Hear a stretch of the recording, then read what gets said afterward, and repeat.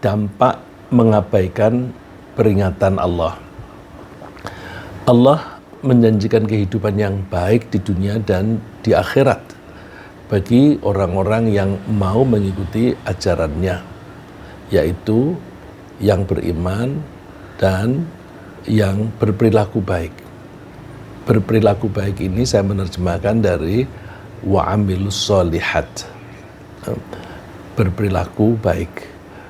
Allah berfirman, man amila sholihan min dzakarin aw untha wa huwa mu'minun falanuhyiyannahu hayatan thayyibah. Siapa yang mau berbuat baik, berperilaku soleh, baik laki-laki maupun perempuan, sedangkan dia beriman, maka sungguh kami akan memfasilitasi dia hidup yang baik. Jadi Allah berjanji akan memfasilitasi kita untuk mengalami kehidupan yang baik di dunia, di akhirat. Walanajziyannahum ajrahum bi ahsani ma kanu ya'malun.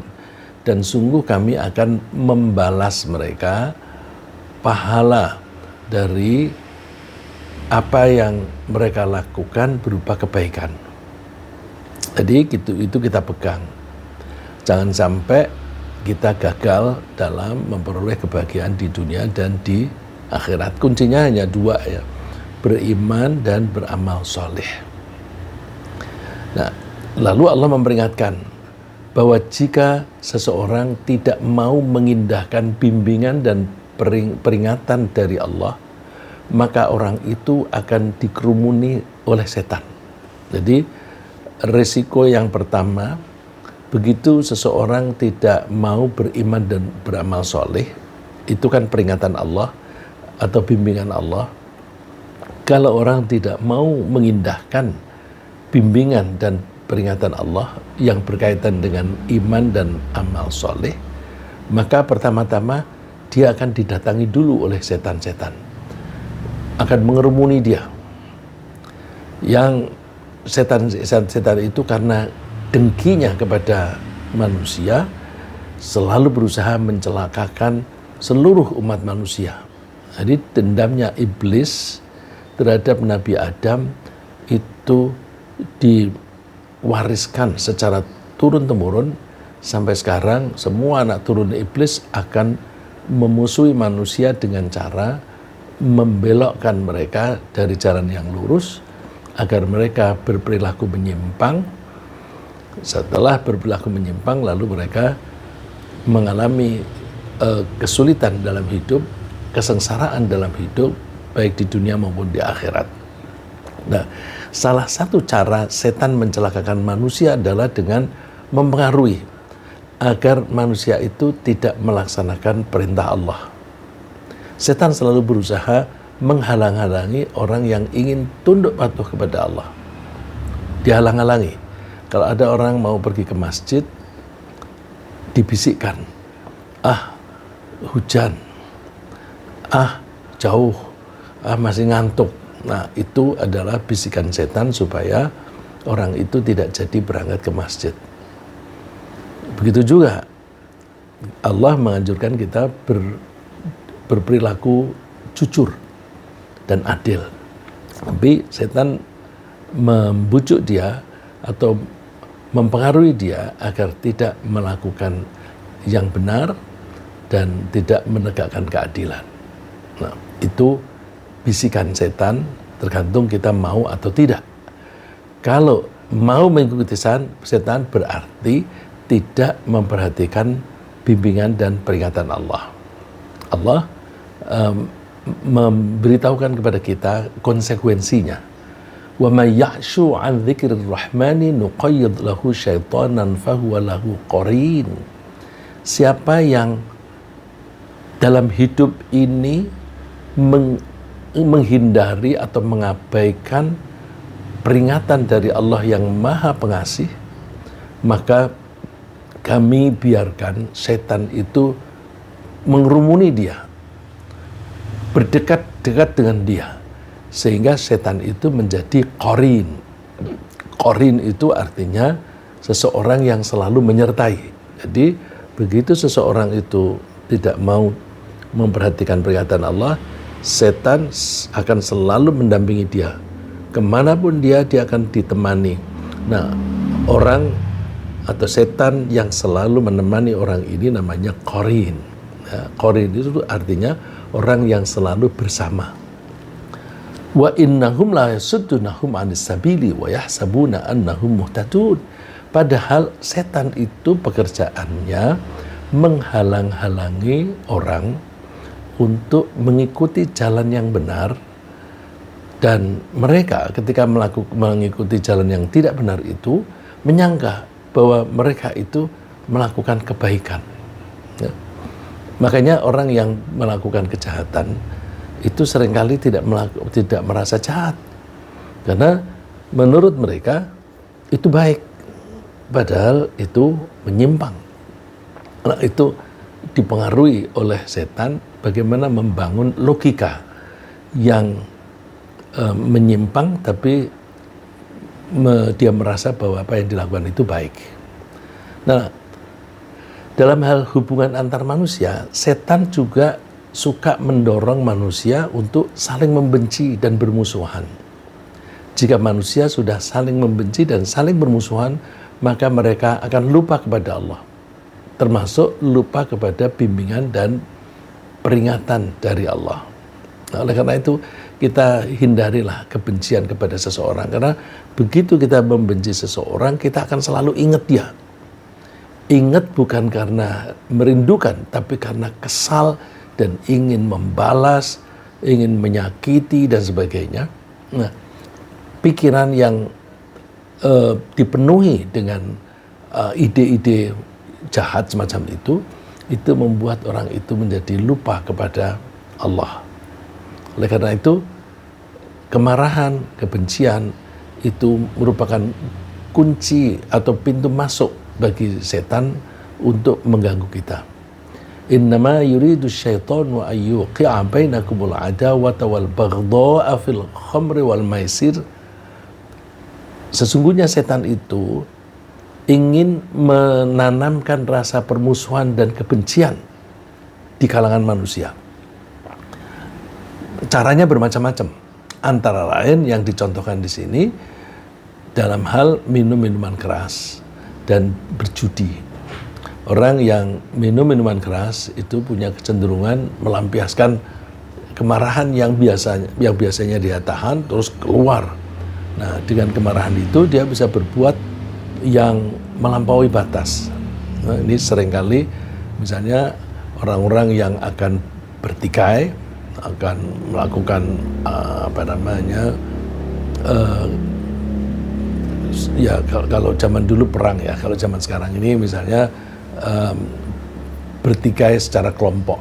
Nah, itu mereka sebelum maju bertikai minum minuman keras dulu, karena minuman keras itu bisa membuat mereka makin bersemangat bertikai.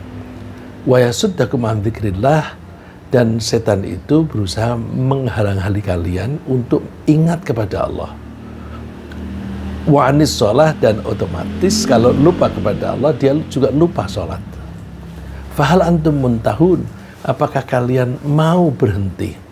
Dalam hal ini berhenti dari minum minuman keras dan berhenti berjudi. Tapi secara umum berhenti saling membenci, saling bermusuhan. Setan juga menganjurkan manusia untuk melakukan kejahatan dan kekejian terhadap orang. Seperti peringatan dari Allah. Nah, ini kita memperhatikan peringatan-peringatan Allah kayak seperti apa. Allah memperingatkan kita supaya kita makan yang halal dan baik saja. Ya ayyuhalladzina amanu kulu mimma fil ardi halalan thayyiba.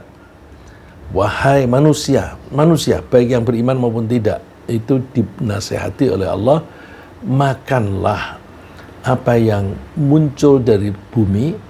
Yang muncul itu bisa berupa tanaman, bisa berupa binatang, bisa berupa ikan dan sebagainya, secara halal dan baik.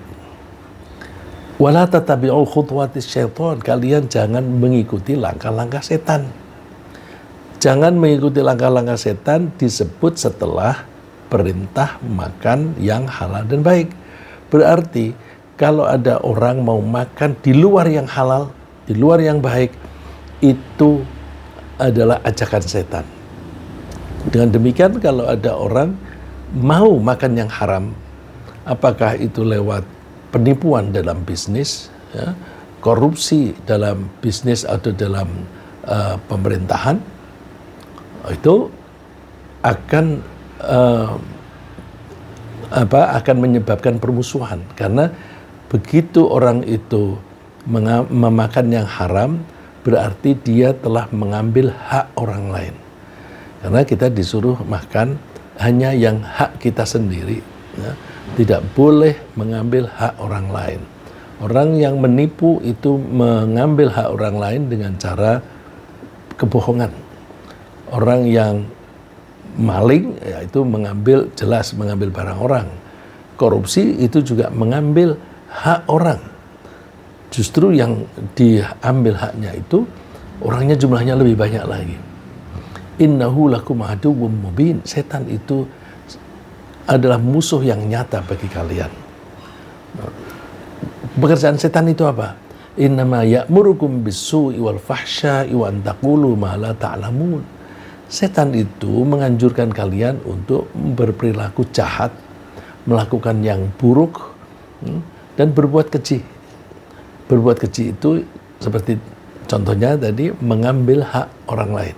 Ya, hak orang lain itu bisa berupa harta, bisa berupa non-harta. Ya, non-harta itu misalnya hak seseorang untuk mendapatkan harga diri, lalu harga dirinya dirampas. Harga diri itu kalau orang dimasukkan ke dalam penjara, kan dia berarti menjadi tidak bebas. Orang yang tidak bebas itu berarti harga dirinya jatuh. Dan kalau memenjarakan orang yang tidak salah, itu termasuk perbuatan keji karena merampas hak orang lain. Wa an taqulu 'alallahi ma la ta'lamun, dan setan juga menganjurkan kalian itu mengatakan yang tidak kalian fahami tentang Allah. Jadi seolah-olah dia itu mengemukakan kebijaksanaan Allah, tetapi kalau bahasa sekarang itu suka dipelintir. Sebenarnya tidak begitu, tetapi dia otak-atik supaya pemahamannya itu seperti yang dia selerai.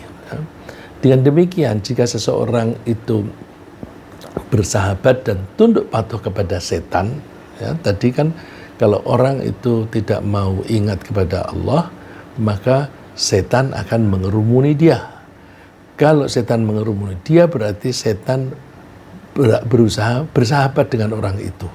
Nah, jika seseorang itu bersahabat dan tunduk patuh kepada setan, dia cenderung melupakan Allah serta mengabaikan bimbingan dan peringatannya.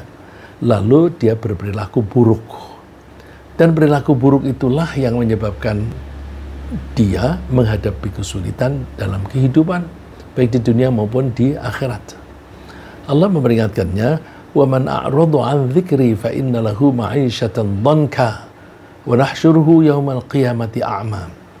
Siapa yang berpaling, tidak mau mempedulikan peringatanku, maka dia akan mengalami kehidupan yang sempit. Ya, orang yang misalnya sekarang ini yang marak kan korupsi. Orang yang korupsi itu akan mengalami kehidupan yang sempit.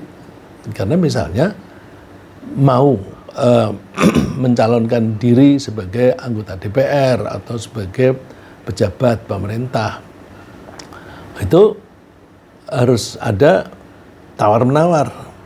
Kamu tidak boleh menjadi pejabat atau anggota DPR kalau kamu tidak mendukung saya. Kalau kamu tidak mendukung, saya akan buka kasusmu. Nah, saya akan buka kasusmu sehingga kamu masuk penjara. Nah, berarti orang ini menjadi pilihannya sedikit. Dia tidak bisa bebas untuk melakukan kegiatan-kegiatan yang baik sesuai dengan jabatannya tadi. Ya, dan itu kita saksikan sekarang ini banyak orang-orang yang sebenarnya layak untuk menjadi pemimpin, tapi tidak bisa. Karena itu tadi, ada ancaman bahwa kalau kamu maju, maka akan aku buka kasusmu. Akhirnya orang-orang itu memang pandai, berpengalaman, dan terampil mengelola organisasi, tapi tidak bisa maju. Ya. Itu karena dia telah melakukan sesuatu yang menyimpang dari ajaran Allah, sehingga kehidupannya dia menjadi sempit. Wa nahsyuruhu yaumal qiyamati a'ma, di akhirat dia juga akan sengsara, karena ketika manusia dibangkitkan kembali dan berkumpul di padang mahsyar, dia akan berada dalam keadaan buta sampai dia mengeluh, qala rabbi lima hasyartani a'ma wa qad kuntu basira. Tuhan, kenapa aku sekarang menjadi buta padahal dulu waktu hidup di dunia saya bisa melihat? Dijawab oleh Allah mungkin melalui malaikatnya, qala kadzalika atatka ayatuna fanasitaha wa kadzalikal yauma tunsa. Demikianlah karena dulu ada ayat-ayat kami atau ada penjelasan dari kami tentang ketauhidan, tentang keimanan, tentang perilaku baik, tapi kamu tidak mempedulikannya dan kamu melupakannya. Fanasita, kamu melupakan. Kalau namanya lupa itu kan, kalau kita misalnya aku lupa pulpen, tidak membawa pulpen, berarti pulpennya tidak terbawa. Kalau lupa kepada perilaku baik, berarti orang itu tidak mau melakukan perilaku baik dan sebagainya. Nah, wa kadzalikal yauma tunsa, karena dulu kamu melupakan peringatan-peringatan dari kami, sekarang kalian dilupakan. Dilupakan artinya tidak dipedulikan. Nah, ini hati-hati dalam menerjemahkan dilupakan. Allah melupakan, oh berarti Allah bisa lupa. Enggak, ini kata kias, ya, kata kias bahwa kalau kita melupakan sesuatu artinya kita tinggalkan, kita abaikan. Nah, orang-orang yang waktu hidup di dunia itu tidak mau mengindahkan bimbingan dan peringatan Allah, maka di akhirat nanti dia diabaikan nasibnya. Celaka, biarkan saja. Mau masuk neraka, biarkan saja. Nah, itu sama dengan dilupakan. Ini berarti bahwa jika seseorang itu melupakan Allah, dia akan mengabaikan bimbingan dan peringatan Allah, lalu dia berperilaku menyimpang, sehingga dia layak menerima resiko kesengsaraan hidup. Kesengsaraan itu membuktikan bahwa dia mengabaikan kebahagiaan diri sendiri. Ini logikanya agak berliku-liku ya. Kalau seseorang, misalnya saya, lupa kepada Allah, maka saya akan berperilaku menyimpang. Padahal ketika saya menyimpang itu, seringkali alasannya untuk kepentingan saya sendiri. Ya, kenapa kamu minum minuman keras? Aku pengen, aku lagi stres, aku mau minum minuman ini, misalnya mau minum bir atau apa. Seolah-olah minuman ini adalah hasil dari selera saya. Seolah-olah itu membuat saya ingat pada saya. Padahal enggak. Padahal sebenarnya itu justru saya melupakan diri. Ya. Jadi kalau saya lupa kepada Allah, maka saya mengabaikan bimbingan Allah, peringatan-peringatan dari Allah. Allah mengajarkan kita untuk tidak melakukan perbuatan dosa. Contohnya, jangan minum minuman keras. Tapi kalau saya melakukan itu, akibatnya saya akan celaka. Di dunia itu minuman keras itu bisa merusak otaknya, ya, ada sel-sel otak yang mati dan bisa menyebabkan dia itu menjadi tidak sadar, yang berarti akalnya terganggu. Terus karena akalnya terganggu, dia bisa melakukan perbuatan-perbuatan curang atau perbuatan yang menyimpang. Dengan melakukan perbuatan yang menyimpang, maka saya akan sengsara. Padahal saya tidak ingin sengsara. Jadi gara-gara saya melupakan Allah, saya menjadi melupakan nasib baik diri saya sendiri. Saya melupakan kebahagiaan saya sendiri. Dengan demikian, kalau kita lupa kepada Allah, otomatis kita akan lupa pada diri sendiri. Nah, Allah memperingatkan kita, wala takunu kalladzina nasullaha fa ansahum anfusahum. Kalian jangan seperti orang yang melupakan Allah, kemudian orang-orang itu menjadi lupa pada diri mereka sendiri. Ya, itu yang saya sebut tadi, lupa kepada Allah itu akan menyebabkan kita lupa pada diri sendiri. Ulaika humul fasiqun. Orang-orang itulah orang-orang yang fasik. Fasik itu punya kecenderungan untuk melakukan pelanggaran. Nah, contoh kesengsaraan hidup yang diakibatkan dari mengabaikan peringatan Allah itu telah dialami oleh penduduk negeri Saba yang diceritakan di dalam Al-Quran, dan surat yang membahas tentang itu sampai disebut surat Saba. Nah, Saba itu nama suatu daerah di ujung Jazirah Arab. Nah, mereka tidak mau bersyukur, padahal Allah memperingatkan bersyukurlah atas kenikmatan Allah berupa kelapangan rizki. Karena mereka tidak mau bersyukur, maka mereka mengalami akibat dari mengabaikan perintah Allah bersyukur. Laqad kana li sab'in fi maskanihim ayah jannatani 'an yamini wa shimal kulu min rizqi rabbikum washkurulah baldatun thayyibatun wa rabbun ghafur. Sungguh di Sabah itu ada tanda-tanda kebesaran Allah di tempat mereka tinggal. Apa itu tanda-tanda Allah? Di kiri kanan mereka itu mereka memiliki kebun yang subur sekali sehingga mereka mendapatkan rezeki banyak. Mereka menjadi kaya. Tapi kemudian mereka tidak mau bersyukur kepada Allah.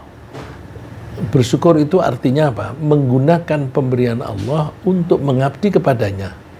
Jadi kalau kita mendapatkan rezeki banyak, kita manfaatkan rezeki yang banyak itu untuk meningkatkan bakti kita kepada Allah. Tapi kalau orang makin banyak rezeki, makin jauh kepada Allah, itu berarti dia tidak bersyukur. Nah, ketika mereka itu taat kepada Allah, diberi kemakmuran. Sehingga digambarkan negeri mereka itu negeri yang bagus, dan Allah pun mengampuni mereka. Baldatun thayyibah wa rabbun ghafur. Ini seringkali kita kutip, kita ingin mendambakan negeri kita ini negeri yang semacam itu. Negerinya bagus dan Allah mengampuni. Tapi sayang, fa'aradu fa'arsalna 'alaihim sailal 'arimi wa badalnahum bi jannatayhim jannatayn dhawatai ukulin khamtin wa athrin wa syai'in min sidrin qalil. Sayang mereka lalu berpaling, tidak mau bersyukur. Nah, karena mereka tidak mau bersyukur, maka kami, Allah dalam hal ini, mengirimkan banjir bandang kepada mereka. Dan kami ganti kebun mereka. Yang tadinya kebun yang subur, sekarang menjadi kebun yang tandus. Yang buah-buahannya itu hanya yang tumbuh di situ hanya tanaman yang buahnya itu pahit dan tidak enak. Ya, ada sedikit yang bermanfaat, tapi jumlahnya sedikit saja. Bagaimana Allah mengganti tanah itu? Gampang bagi Allah. Kasih hujan yang lebat, lalu banjir itu menggerus, membawa pergi humus tanah di permukaan bumi yang subur itu. Kalau bagian yang subur itu sudah hilang, hanyut, maka sisa tanah yang di situ itu menjadi tandus, tidak bisa ditanami dengan tanaman-tanaman yang bagus. Nah, contoh yang dialami penduduk Sabah ini menunjukkan bahwa manusia itu justru sering melupakan Allah pada saat mereka mengalami kesejahteraan dan kesenangan. Orang punya kecenderungan ketika sengsara ingat kepada Allah, berkeluh kesah kepada Allah, berdoa kepada Allah. Tapi begitu mengalami kesejahteraan, kemakmuran, mereka lupa kepada Allah. Nah, Allah memberikan gambaran, wa yauma yahsyuruhum wa ma ya'buduna min dunillah. Ini kelak ketika manusia itu dibangkitkan kembali, terus Allah bertanya kepada orang-orang yang disembah. Disembah ini tidak harus berarti secara ritual. disembah itu artinya ditaati dengan patuh. Jadi seringkali orang-orang itu tunduk patuh kepada orang-orang yang bisa memberi jabatan atau memberi pekerjaan. Nah, kalau mereka itu kebetulan orang-orang yang baik, maka mereka menganjurkan pengikutnya itu atau pegawainya untuk taat kepada Allah. Tapi kalau mereka bukan orang yang baik, mereka justru melarang orang berbuat baik atau taat kepada Allah. Allah ketika membangkitkan mereka, Allah bertanya kepada yang disembah, kepada yang diikuti. A'antum adlaltum ibadi haula'i amhum dhallus sabil. Hai, kamu yang ditaati, yang disembah oleh orang-orang itu. Apakah kamu yang menyebabkan mereka sesat? Atau memang mereka punya kecenderungan sendiri untuk sesat? Jadi orang-orang yang ditaati itu atau orang yang disembah itu diminta pertanggungjawabannya. Memang benar ya kamu yang membuat mereka sesat? Atau mereka memang sesat sendiri? Mereka menjawab, qalu subhanaka ma kana yanbaghi lana an nattakhidha min dunika min awliya walakin mata'tahum wa aba'ahum hatta nasu dzikr wa kanu qauman bura. Maha suci Engkau Allah. Tidak mungkin kami menjadikan pelindung atau pengikut atau orang yang menyayangi kami selain dari orang-orang yang taat kepadamu, selain dari Engkau dan yang taat kepadamu. Mereka bisa sesat itu karena mereka hidup bersenang-senang, mereka terlimpahi kekayaan. Begitu pula bapak-bapak mereka, karena kehidupan mereka itu makmur, lalu mereka lupa kepada Allah, dan karena mereka lupa, maka mereka menjadi binasa. Ini siapa ini yang disembah? Ini bisa orang baik yang disembah, tetapi orang itu tidak pernah minta disembah, seperti Nabi Isa. Nabi Isa kan orang baik, tapi disembah. Ketika diminta pertanggungjawaban, Isa, apakah kamu yang menyesatkan mereka? Enggak, saya tidak menganjurkan mereka menyembah aku. Aku menganjurkan mereka menyembah Allah, gitu. Nah, jadi mereka karena sesat sendiri. Kenapa sesat? Karena mereka itu terbuai oleh kenikmatan-kenikmatan hidup. Nah, manusia memang cenderung ingat kepada Allah ketika mereka mengalami kesengsaraan, yakni saat mereka membutuhkan pertolongan, terutama pertolongan yang tidak bisa dilakukan oleh manusia. Ya, misalnya kalau di lautan, di tengah laut, ombak besar, hujan lebat, siapa yang bisa mengubah keadaan seperti itu? Manusia nggak ada. Maka saat seperti itu nggak ada tempat pelarian kecuali kepada Allah. Lalu mereka berdoa kepada Tuhan. Ya. Seolah-olah mereka dekat dan bahkan mereka janji, ya saya kalau nanti selamat dari bencana ini, saya akan taat kepada Allah. Oh, janjinya baik-baik, betul muluk-muluk. Tapi begitu mereka sudah selamat dari bencana itu atau dari ancaman itu, mereka lupa kepada Allah. Ya, itu biasa kita dengar misalnya ketika orang mengalami kesengsaraan, misalnya ada banjir bandang di kampungnya, terus mereka mendekatkan diri kepada Allah, tapi begitu banjirnya hilang atau badainya sudah hilang, lalu mereka bilang badai telah berlalu. Ya. Badai telah berlalu. Udah, sekarang aman. Ya, wa idza massakumud dhurru fil bahri dhalla man tad'una illa iyyah falamma najjakum minal barri a'radtum wa kana al-insanu kafura. Contohnya ketika kalian itu menghadapi bahaya di lautan, maka tidak ada yang kalian minta pertolongan kecuali Allah. Tapi ketika Allah sudah menyelamatkan kalian, kalian sudah turun ke daratan, kalian berpaling kepada dari Allah. Dan memang manusia itu punya kecenderungan untuk mengingkari kenikmatan dari Allah. Ya, agar kita tidak pernah melupakan Allah dan agar kita selalu bersedia melaksanakan perintah-perintah Allah sambil meninggalkan larangan-larangannya. Kita mesti selalu bersedia saling memperingatkan. Jadi pesan yang kita ambil adalah bahwa kita jangan sampai pernah lupa kepada Allah deh.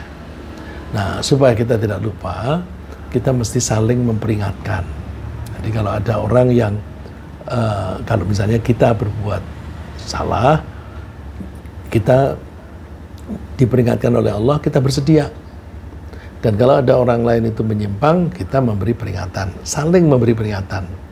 Nah, seringkali problemnya, kita ini seringkali mau memberi peringatan, mau memberi nasihat, tetapi tidak mau diperingatkan, tidak mau dinasehati. Itu ciri khas orang yang sombong, atau egois, atau bahkan narsis. Orang yang narsis selalu merasa dirinya benar. Karena dia merasa benar, maka dia cenderung menasihati, nyuruh orang berbuat yang baik, tapi dia sendiri menyimpang. Nah, kamu harus taat hukum, tapi dirinya sendiri tidak taat hukum. Nah, itu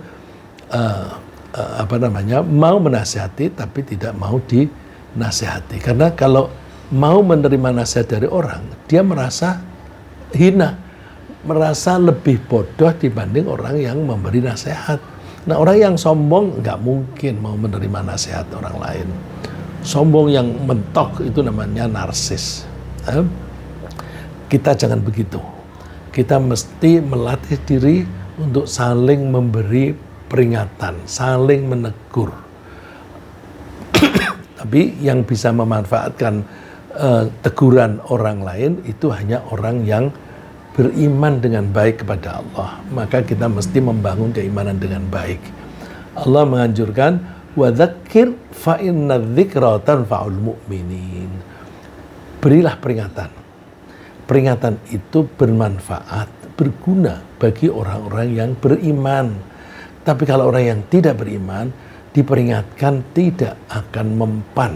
Jangankan diperingatkan dengan mulut, diperingatkan dengan demonstrasi, tetap saja tidak mau. Diperingatkan dengan tindakan-tindakan yang nyata, misalnya dengan mengabaikan perintahnya, itu kan berarti ada pembangkangan, tidak dipedulikan. Nah, bahkan yang membangkang masukkan ke penjara. Nah, itu berarti tidak bermanfaat. Kita jangan bersikap seperti itu. Kita mesti rendah hati. Begitu ada orang yang menegur kita, alhamdulillah, Allah menegur saya lewat dia. Ya. Teguran itu bisa dengan cara yang halus, kita menyebutnya nasihat.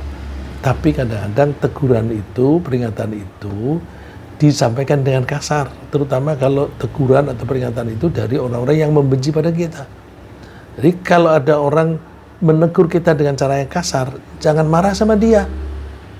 Kita berterima kasih kepada Allah. Terima kasih Allah, Engkau menggunakan orang itu untuk memperingatkan saya. Dia memperingatkan saya dengan cara kasar karena saya sudah ditegur oleh teman-teman akrab saya dengan cara yang halus. Saya tidak peduli. Karena saya tidak peduli pada teman-teman yang akrab dengan cara yang halus, maka Allah memberi peringatan yang lebih keras, yaitu dengan menyuruh orang yang membenci saya untuk memberi peringatan. Lah, kalau orang yang benci memberi peringatannya itu dengan cara kasar, dengan maki-maki, dengan bahkan kadang-kadang dengan kata-kata yang buruk, maka kita biasakan bahwa ketika kita diperingatkan oleh orang dengan cara yang halus atau dengan cara yang kasar, kita berterima kasih kepada Allah. Kalau kita bisa terima kasih kepada Allah itu, maka otomatis kita akan menjadi rendah hati. Kita mau menerima peringatan dari orang lain meskipun disampaikan dengan cara yang kasar. Nah, oleh karena itu, supaya kita itu mempunyai teman-teman yang peduli pada kita pilih teman. Kalau teman kita orang baik, maka begitu kita menyimpang, dia akan menegur kita, dia akan memperingatkan kita. Tapi kalau orang-orang yang jahat, saya jahat, mereka tidak akan menegur kita. Bahkan, ayo sini, kamu kawanku, kerjasama di sini, ayo kerjasama dalam kejahatan. Ya, maka menjaga pergaulan yang baik itu penting. Ya. Kita memilih teman untuk pergaulan sehari-hari. Kita jaga pertemanan dengan orang-orang yang selalu ingat kepada Allah. Misalnya kita bergaul dengan teman-teman yang rajin berjamaah di masjid, ngobrol dengan mereka, yang rajin membaca Al-Quran, yang rajin mempelajari keimanan, dan termasuk juga yang rajin ikuti pengajian. Maka alangkah baiknya kita ini yang biasa mengaji seperti ini, ya misalnya ini yang ngaji kepada ya, ikuti pengajian setiap Ahad pagi ini. Kita anggap ini semuanya teman kita dan kita jadikan ini semacam komunitas. Jadi kita mempunyai komunitas pengajian. Nah, kalau orang-orang yang ikut pengajian begini, kira-kira kan sudah ada kemauan baik. Mungkin di antara kita ini ada yang dulunya itu banyak melakukan penyimpangan, lalu terus bagaimana cara memperbaiki diri ya? Ikut pengajian Nah, itu sudah tanda baik. Berarti semangatnya itu semangat menuju kepada lebih baik lagi, lebih baik lagi. Nah, itu kita jaga pertemanan itu. Seperti perintah Allah, wasbir nafsaka ma'al ladzina yad'una rabbahum bil ghadati wal 'ashyi. Tekunilah kamu bersama-sama dengan orang yang selalu manggil-manggil Allah. Bil ghadati wal 'ashyi, baik sore pagi maupun sore, siang maupun malam. Jadi setiap hari itu ingat Allah saja. Yang mereka lakukan itu hanya dalam rangka mencari ridha Allah, yuriduna wajhah. Mereka hanya mengharapkan ridhonya Allah. Terus wala ta'du ainaka anhum, kamu jangan berpaling dari mereka, jangan tinggalkan orang-orang baik itu. Ya, kalau saya boleh mengusulkan, kita ini sudah bertemu setiap hari Ahad pagi. Meskipun ini online, meskipun ini secara virtual, ya kita jaga. Ya, kita jaga sehingga kita suatu saat kalau misalnya kita lupa, ada yang menegur kita. Karena teman-teman kita orang-orang baik, kalau kita menyimpang, dia tidak akan rela kita celaka. Nah, jangan bergaul dengan orang-orang yang suka menyimpang. Ya, jadi di samping kita menjaga pergaulan dengan orang baik, kita jauhi orang-orang yang suka menyimpang. Bukan hanya jauhi, kalau kita diperintah ya jangan mentaati perintah orang yang jahat. Itu seringkali perintah untuk melakukan kejahatan pula. Ya. Jadi kita hindari pergaulan dengan orang-orang yang dalam hidupnya hanya dalam rangka mencari kepuasan hawa nafsu, karena mereka cenderung lupa kepada Allah. Kalau kita bergaul dengan orang yang lupa kepada Allah, nanti kita akan hanyut. Nah, pergaulan dengan mereka bisa membuat kita hanyut mengikuti kebiasaan mereka. Allah melarang kita, wala tuti' man aghfalna qalbahu an dzikrina wattaba'a hawa wa kana amruhu furuta. Janganlah kamu mengikuti orang yang hatinya telah kami lalaikan, orang yang lalai dan tidak mengingat kami, tidak mengingat Allah. Mereka punya kecenderungan menuruti hawa nafsunya saja, dan mereka seringkali melakukan perbuatan-perbuatan yang melampaui batas. Ya, melampaui batas ini antara lain batas hak. Kita punya hak, kita hanya memanfaatkan apa yang ada di hak kita. Kita jangan memanfaatkan barang-barang atau apa saja yang haknya itu milik orang lain. Ya, jangan kita rebut. Dengan demikian mudah-mudahan kita bisa tetap menjaga diri, selalu ingat kepada Allah. Ya. Usaha kita sendiri, semangat kita selalu ingat kepada Allah. Terus kita bergaul dengan orang-orang yang selalu ingat kepada Allah. Kita hindari orang-orang yang lalai. Ringkasnya apa yang kita bahas pagi ini adalah bahwa orang yang selalu mengingat Allah akan mengalami kehidupan yang baik di dunia maupun di akhirat. Orang yang melupakan Allah akan dikerumuni setan yang selalu mendorong manusia saling bermusuhan dan melakukan kejahatan. Nah, manusia juga cenderung lupa kepada Allah saat bersenang-senang mengikuti hawa nafsu. Agar kita tidak melupakan Allah, kita jaga pergaulan dengan orang-orang yang selalu mengingat Allah dan bersedia diberi peringatan. Semoga Allah menjadikan kita orang-orang yang selalu ingat kepada Allah serta tunduk patuh kepadanya sampai akhir hayat. Sehingga kalaupun Allah memanggil kita, kita akan mengakhiri hidup kita dalam keadaan iman dan dengan husnul khotimah.